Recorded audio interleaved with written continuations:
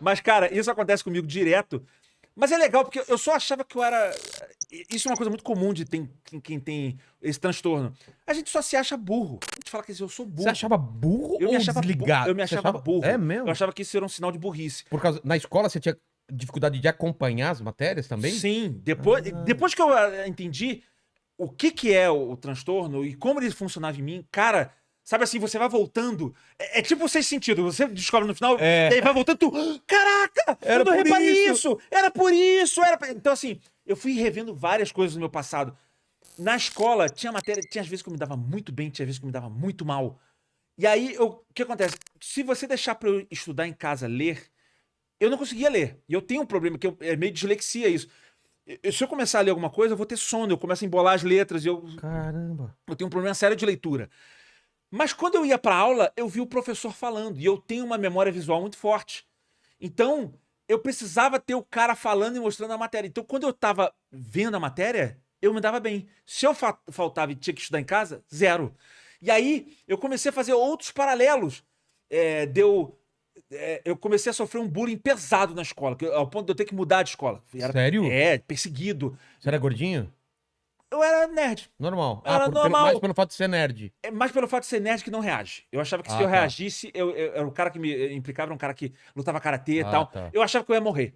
Eu achava que o cara ia arrebentar minha boca e se eu reagisse, não ia prestar, não ia adiantar de nada, eu ia ficar sem dente e mesmo que ele fosse punido, porra, eu banguela com a perna quebrada, não vale a pena. Eu falei, não vale o esforço. Nesse nível.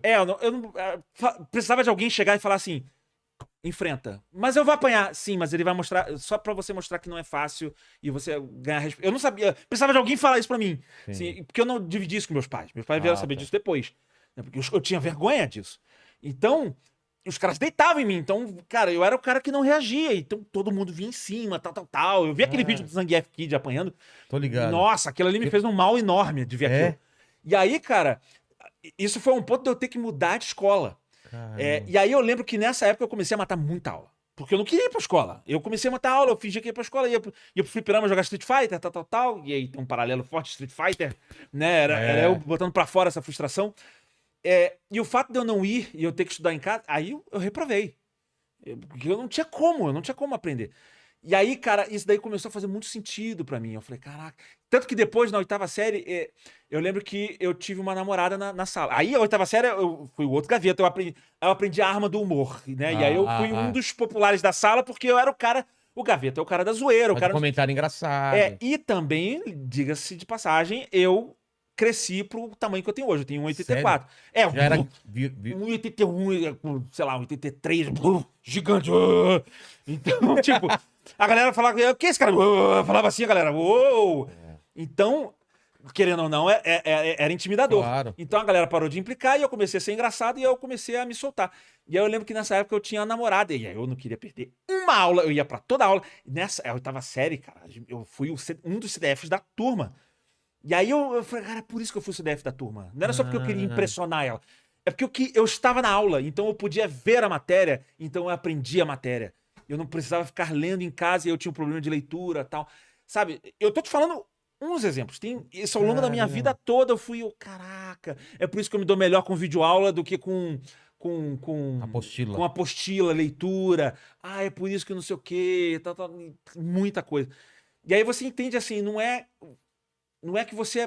Eu me achava burro. Eu falei, não é burro. Você tem um foco diferente. O método de aprendizado é diferente. Exato. Eu tenho dificuldade... Tem gente que tem dificuldade pra 1 milhão de coisas. Não, tem gente que tem dificuldade de prestar atenção na aula, mas em casa consegue ler e estudar mais. Tem gente que tem dificuldade pra ouvir alguma coisa, pra ver alguma coisa, pra aprender alguma coisa. Tem 1 milhão de dificuldades diferentes. Quem tem o TDAH tem a dificuldade de focar, especialmente naquilo que você não gosta. Então, eu aprendendo isso, eu falei, caraca... E a própria psicologia, hoje em dia, ela entende que não existe uma inteligência. Antigamente as pessoas falavam que a inteligência é Einstein, né? Que é só aquela inteligência matemática exata. E hoje em dia a gente sabe que existem inteligências distintas. Jogador de futebol tem uma inteligência específica. Tem inteligência emocional, tem gente que a pessoa sabe ler emoções e reagir a isso. É um gênio. A gente fala, até a pessoa falando de Steve Jobs, Steve Jobs era genial, não sei o quê. Não é genial, Einstein... Não. idiota. Ele tem uma inteligência... Ele tem inteligência de marketing. O cara tinha uma inteligência de marketing, de enxergar o mercado. De entender padrões. Ele via os padrões e conseguia extrapolar aquilo e criar uma coisa nova. Entendeu? Né? Reconhecimento de padrões. Isso é uma inteligência. Tem inteligência musical. Beethoven, Mozart, os caras são... De repente, inclusive, dizem que o Mozart é um dos primeiros TDAHs notórios.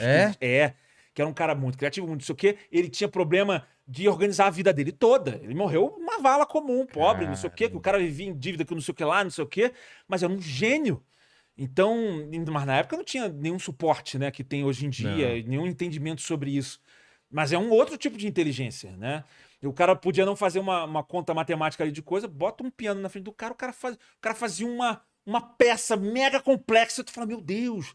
E pra ele era natural, né? Exato. E aí tu fala comigo disso, tu fala, caraca, Gaveta, eu não consigo fazer algumas coisas que são meio óbvias, básicas. E aí, por outro lado, eu faço vídeos que são mega complexos.